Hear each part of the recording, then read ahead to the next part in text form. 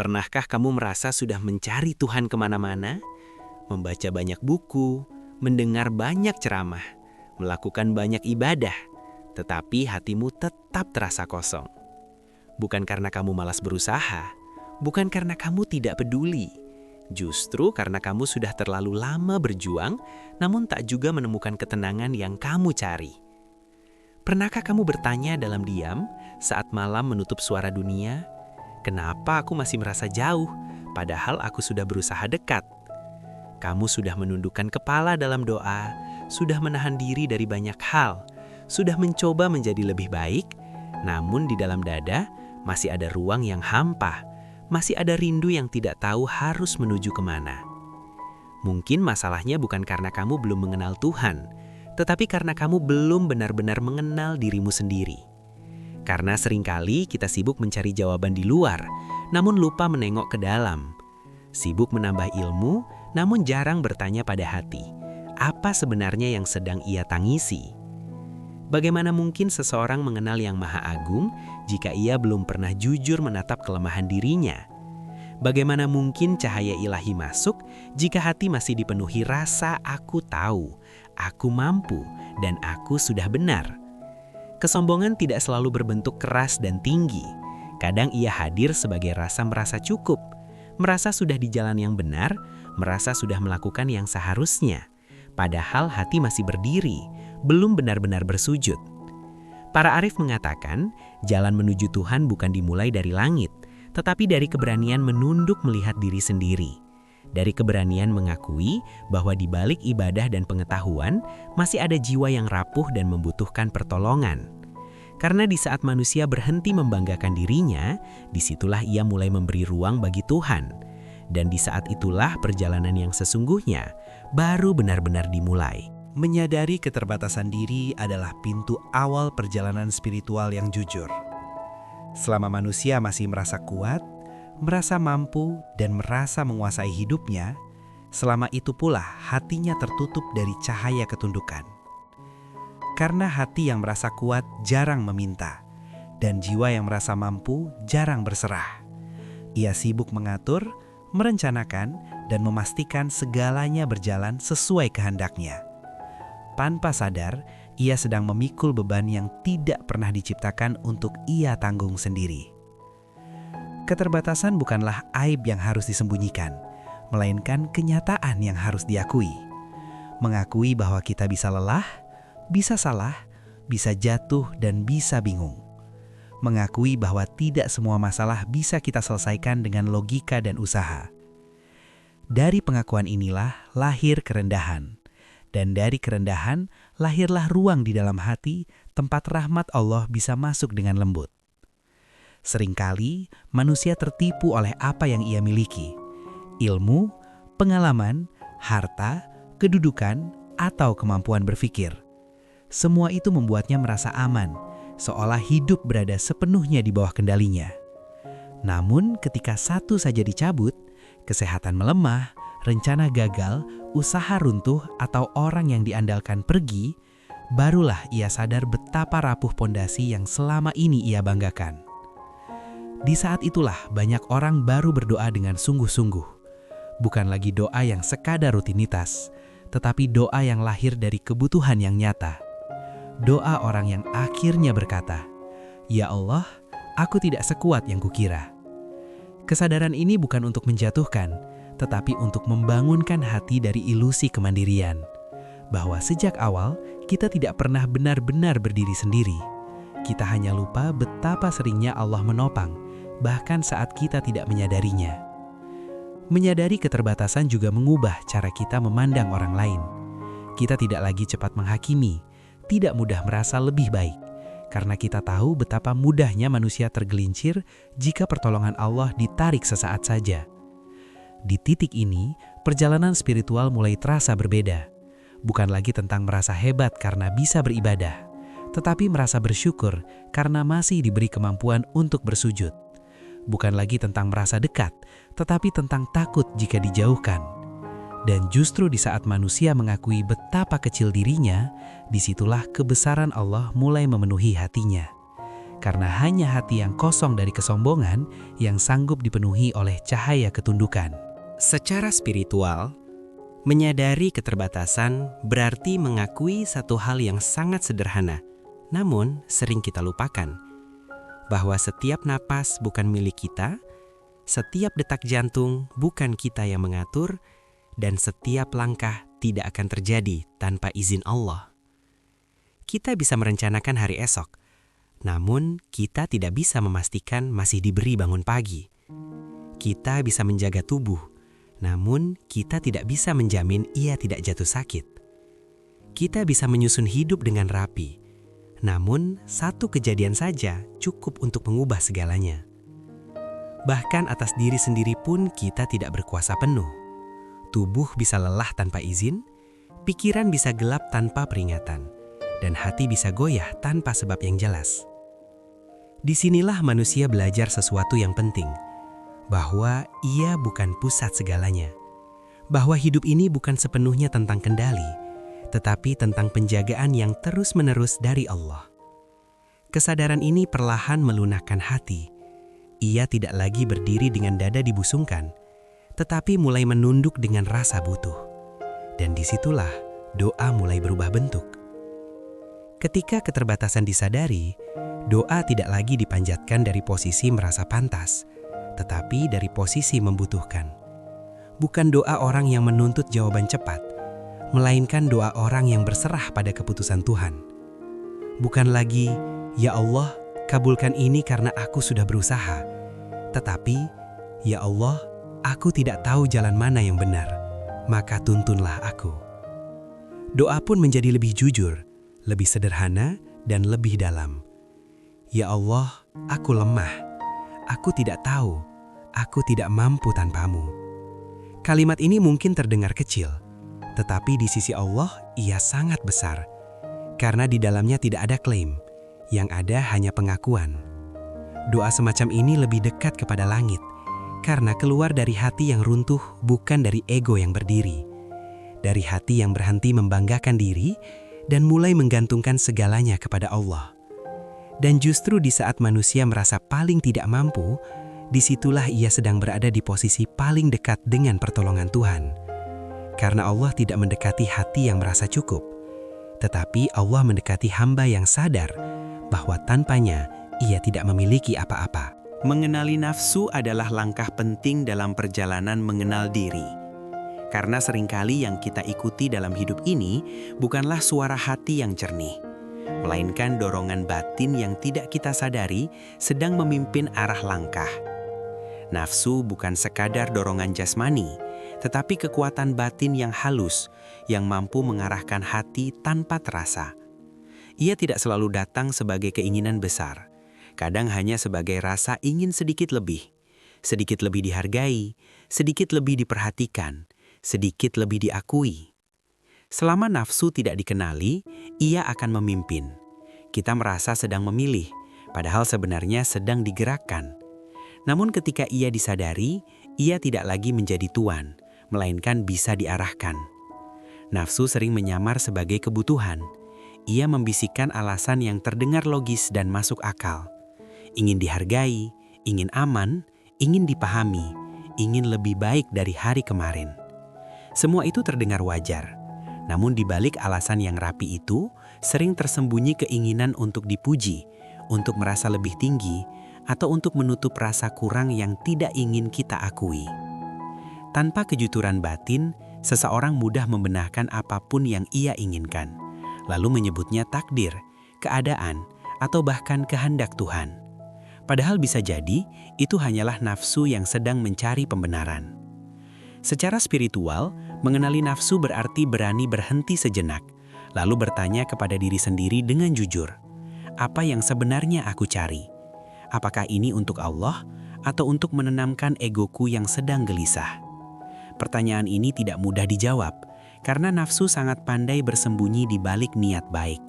Bahkan amal ibadah pun bisa ditunggangi keinginan untuk terlihat saleh, untuk merasa lebih benar, atau untuk merasa lebih dekat daripada orang lain. Namun penting untuk diingat, nafsu tidak selalu buruk. Ia diciptakan sebagai bagian dari diri manusia. Nafsu makan menjaga kehidupan. Nafsu memiliki mendorong usaha. Nafsu dicintai memberi kehangatan. Yang menjadi masalah bukan keberadaan nafsu, tetapi ketika nafsu mengambil alih kendali. Saat itulah hati kehilangan arah dan ketenangan. Hidup terasa sibuk, penuh kejaran, namun sulit menemukan damai. Ketika nafsu dikenali, seseorang tidak lagi memeranginya dengan keras, tetapi mengawasinya dengan sadar. Ia belajar menunda, belajar memilih, dan belajar tidak selalu menuruti semua dorongan. Dari sini lahir kekuatan batin, bukan kekuatan untuk menekan diri, tetapi kekuatan untuk mengendalikan arah hati. Dan ketika hati tidak lagi diperintah oleh nafsu, ia akan lebih mudah tunduk kepada Allah. Karena selama nafsu menjadi tuan, Tuhan hanya menjadi tujuan sampingan. Namun ketika nafsu ditundukkan, barulah Allah benar-benar menjadi tujuan utama perjalanan. Memahami luka batin adalah keberanian menatap diri tanpa topeng. Keberanian untuk berhenti berpura-pura kuat dan mengakui bahwa ada bagian diri yang masih sakit dan belum pulih. Banyak orang rajin memperbaiki yang terlihat, perilaku, penampilan, pencapaian, dan citra diri. Namun mengabaikan yang tersembunyi di dalam. Padahal justru di sanalah sumber kegelisahan sering berdiam. Luka yang tidak disadari tidak pernah benar-benar diam. Ia berbicara lewat kecemasan, lewat kemarahan yang mudah muncul, lewat rasa kosong yang datang tanpa sebab, dan lewat hubungan yang terasa selalu melelahkan. Padahal, luka bisa lahir dari hal-hal yang tampak sepele, pengabaian, penolakan, kegagalan, atau kehilangan. Ia tidak selalu tampak sebagai kesedihan yang jelas. Seringkali ia berubah menjadi sikap keras, takut ditinggalkan, atau keinginan untuk mengontrol segalanya agar tidak terluka lagi. Tanpa disadari, seseorang bisa menjalani hidup bukan dari kesadaran yang utuh, tetapi dari reaksi atas luka lama. Ia merasa sedang melindungi diri, padahal sebenarnya sedang dikendalikan oleh ketakutan yang belum sembuh. Secara spiritual, memahami luka bukan berarti terus hidup di masa lalu, tetapi mengakui kenyataan hati hari ini. Mengakui bahwa ada bagian diri yang rapuh, yang butuh disembuhkan, bukan disangkal. Allah tidak menuntut hambanya tampil sempurna, tetapi jujur. Jujur bahwa kita lemah, jujur bahwa kita butuh pertolongan, jujur bahwa kita tidak selalu baik-baik saja. Hati yang retak justru lebih mudah ditembus cahaya, karena di sana tidak ada lagi benteng kesombongan, tidak ada lagi kepura-puraan merasa kuat. Yang ada hanyalah hati yang terbuka dan siap menerima rahmat.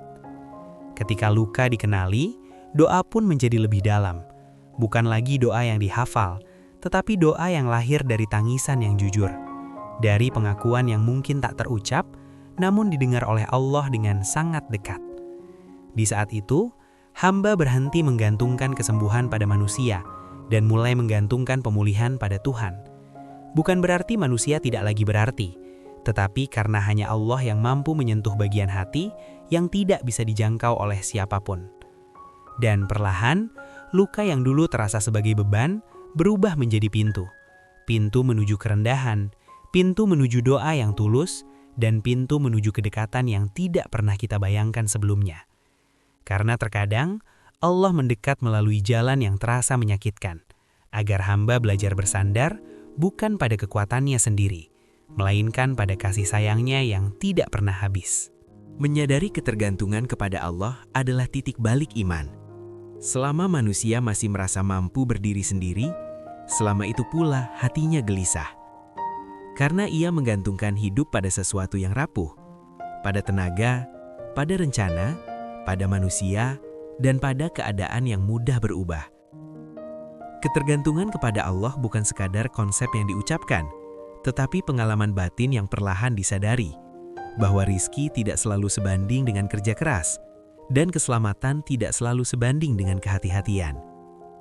Ada tangan lain yang bekerja di balik semua usaha, yang mengatur, menahan, dan memberi pada waktu yang paling tepat. Banyak orang baru memahami hal ini saat semua yang ia andalkan runtuh. Saat usaha sudah maksimal, namun hasil tak kunjung datang. Saat doa terasa lebih panjang daripada harapan. Di titik itulah hati mulai berkata, "Jika bukan Engkau yang menolong, aku tidak punya apa-apa lagi untuk dipegang." Kesadaran ini mengubah cara hidup. Manusia tetap berusaha, tetapi tidak lagi menggantungkan hasil pada usahanya. Ia tetap bekerja, merencanakan, dan berjuang. Namun hatinya tidak lagi bergantung pada kepastian dunia. Ia melangkah sambil sadar bahwa yang menentukan bukan dirinya, melainkan Allah yang Maha Mengatur. Dan justru karena itu, langkahnya menjadi lebih tenang, karena ia tahu apapun yang terjadi tidak lepas dari penjagaan Tuhan. Ketika Allah benar-benar menjadi sandaran, dunia tidak lagi menakutkan. Kehilangan tetap menyakitkan, ketidakpastian tetap melelahkan, namun hati tidak lagi merasa sendirian menghadapinya. Ada rasa yakin yang tumbuh perlahan, bahwa selama Allah bersama, tidak ada ujian yang datang tanpa makna, dan tidak ada luka yang dibiarkan tanpa perhatian. Ketergantungan kepada Allah juga membebaskan hati dari ketakutan berlebihan kepada manusia, dari cemas tidak diterima, dari takut ditinggalkan, dan dari gelisah akan penilaian orang lain. Karena jika sandaran sudah benar, maka goyahnya dunia tidak lagi mengguncang sedalam dulu. Dan di titik ini, iman tidak lagi sekadar keyakinan di kepala, tetapi rasa aman di dalam dada. Rasa bahwa hidup ini memang tidak sepenuhnya kita pahami, namun sepenuhnya berada dalam genggaman Tuhan yang Maha Pengasih. Disinilah hamba belajar makna tawakal yang sebenarnya, bukan berhenti berusaha, tetapi berhenti merasa bahwa segalanya harus berhasil sesuai rencana kita. Karena saat hamba mengakui kelemahannya, disitulah pertolongan Allah bekerja dengan cara yang paling indah, meski sering tidak seperti yang kita bayangkan. Ego yang kasar mudah terlihat. Ia tampak dalam kesombongan yang terang-terangan, dalam sikap merendahkan orang lain, dan dalam keinginan untuk selalu menang. Namun, ego yang halus jauh lebih sulit dikenali. Ia tidak berteriak, tetapi berbisik. Ia bersembunyi di balik niat baik dan amal soleh. Ia hadir dalam perasaan merasa lebih ikhlas, merasa lebih sabar, atau merasa lebih memahami kebenaran. Ia muncul dalam bisikan kecil di dalam hati. Aku tidak seperti mereka. Aku hanya ingin kebaikan. Aku melakukan ini demi kebaikan semua orang. Kalimat-kalimat ini terdengar lembut, namun tanpa disadari, ia menempatkan diri di posisi lebih tinggi, meski hanya di dalam hati. Ego yang halus sering memberi rasa aman palsu, merasa sudah cukup beramal, merasa sudah berada di jalan yang benar, merasa doanya pasti didengar. Padahal para hamba yang paling dekat dengan Allah justru hidup dalam rasa takut dan harap yang seimbang. Mereka tidak sibuk mengklaim kedekatan, tetapi sibuk menjaga kerendahan. Mengenali ego membutuhkan kejujuran batin dan keberanian untuk bercermin. Ia tidak selalu terlihat saat kita marah besar, tetapi sering tampak dalam hal-hal kecil. Saat hati tersinggung karena tak dihargai, saat kecewa karena tak diakui, saat berat menerima kritik, dan saat merasa sakit ketika kebaikan kita tidak dipuji. Di sanalah ego biasanya bersembunyi. Ia tidak ingin dilukai, ia ingin dianggap, dan ia ingin merasa lebih baik dari yang lain. Namun ego tidak dihancurkan dengan membenci diri, karena membenci diri justru bentuk ego yang lain.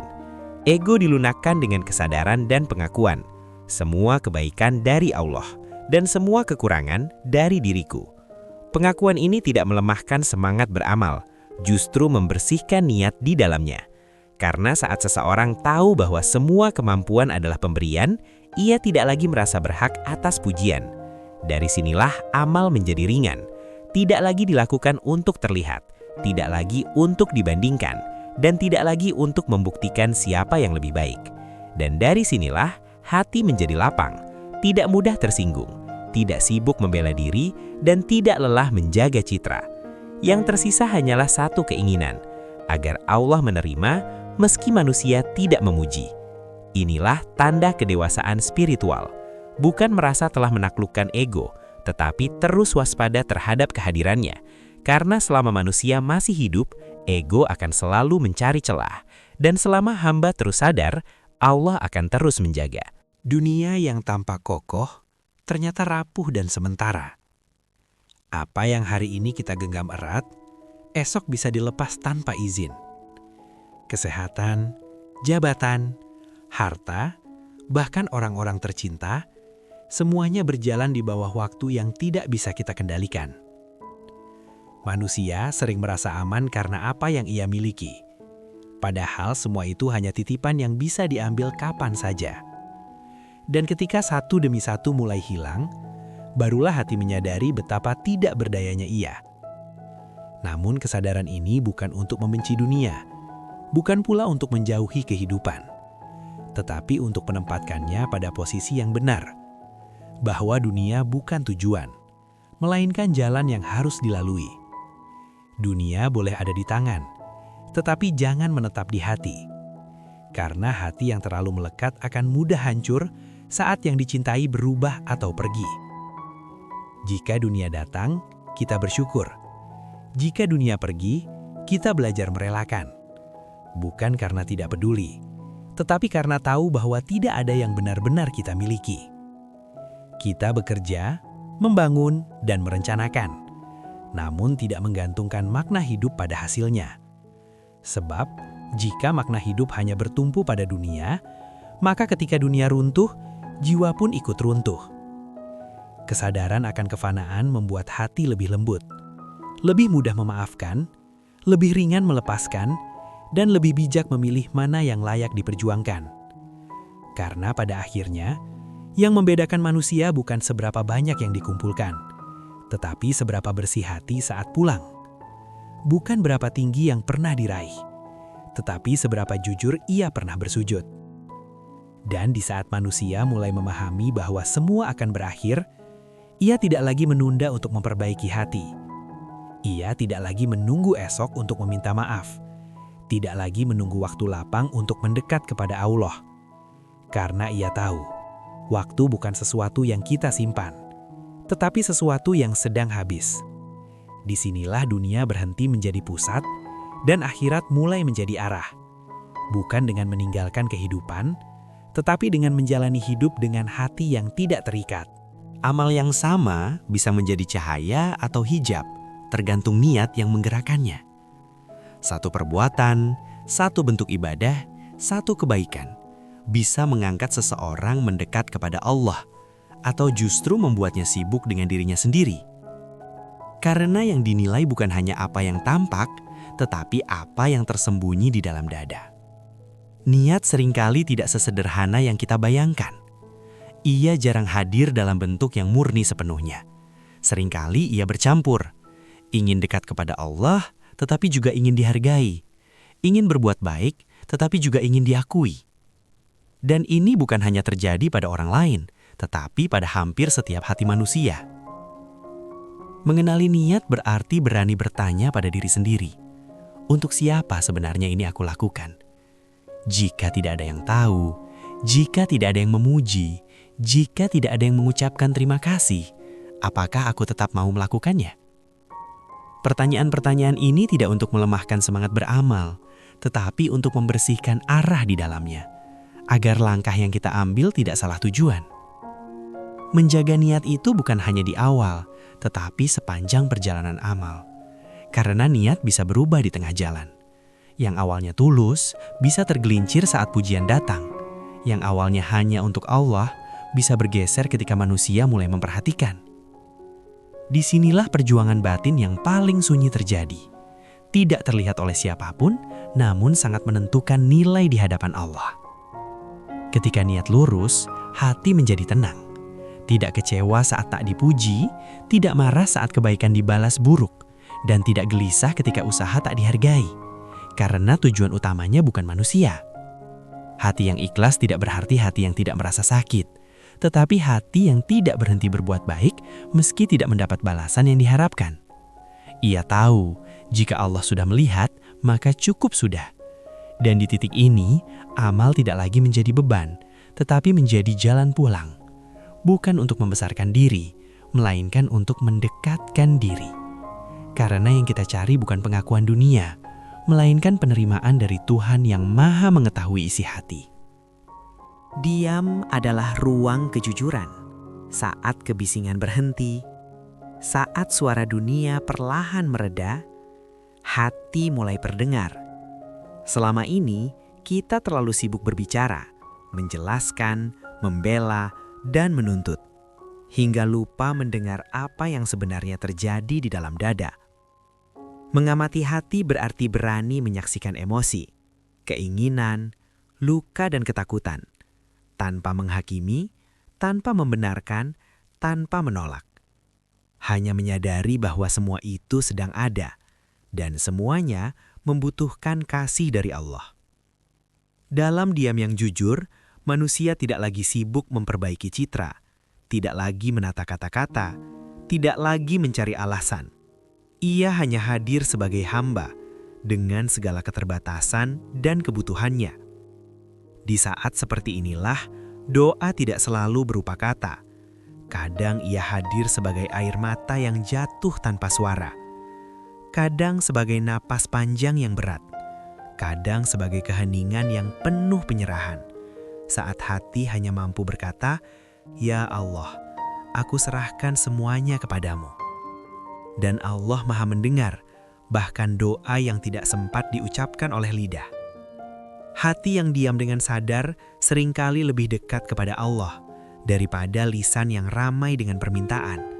Karena dalam diam, ego tidak punya banyak ruang untuk bicara. Yang tersisa hanyalah kebutuhan yang jujur dan ketergantungan yang tulus. Diam juga mengajarkan menerima. Menerima bahwa tidak semua hal bisa dipahami, tidak semua masalah bisa segera selesai, dan tidak semua luka harus langsung sembuh.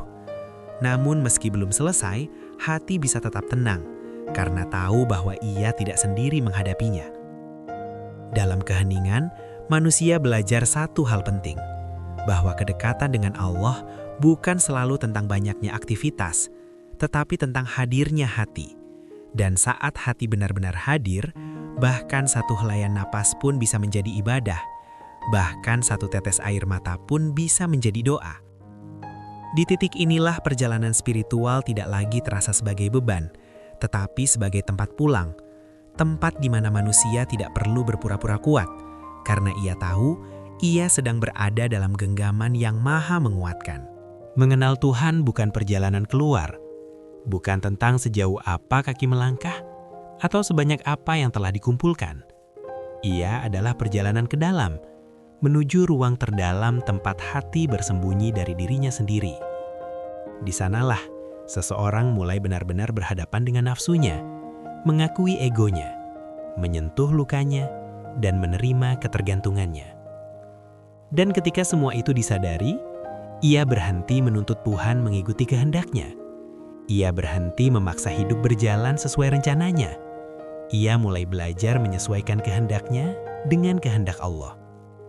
Di titik ini, Tuhan tidak lagi dicari hanya untuk mengabulkan keinginan, tetapi untuk menenangkan hati.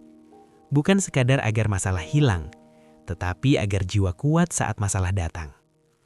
Doa pun berubah makna, bukan lagi "Ya Allah, ubah keadaan ini", tetapi "Ya Allah, kuatkan hatiku dalam keadaan ini". Semakin seseorang mengenal Tuhan, semakin ia merasa kecil. Namun ini bukan kecil yang melemahkan, melainkan kecil yang membebaskan. Karena ia tidak lagi memikul beban seolah segalanya harus ia kendalikan. Ia sadar, hidup bukan tentang membuktikan diri, tetapi tentang mempercayakan diri. Dan ketika hamba tidak lagi merasa besar, ia tidak lagi takut kehilangan. Karena yang paling penting tidak pernah benar-benar bisa hilang, kedekatan dengan Allah. Kehilangan tetap terasa, luka tetap ada, dan hidup tetap penuh ujian. Namun semua itu tidak lagi membuat hati tersesat, karena ia tahu kemana harus kembali. Disinilah, hati akhirnya menemukan rumahnya, bukan di dunia yang selalu berubah, tetapi dalam penghambaan yang jujur dan penuh cinta. Penghambaan yang tidak lagi dibangun dari rasa takut semata, tetapi dari rasa rindu. Rindu untuk dekat, rindu untuk tenang, rindu untuk berada dalam penjagaan Tuhan. Dan mungkin, inilah tujuan dari seluruh pencarian panjang manusia. Bukan menjadi sempurna, tetapi menjadi sadar bahwa ia adalah hamba dan Allah adalah satu-satunya tempat bergantung. Di sanalah, dalam kesadaran itu, hati tidak lagi berlari. Ia berhenti, ia tenang, ia pulang.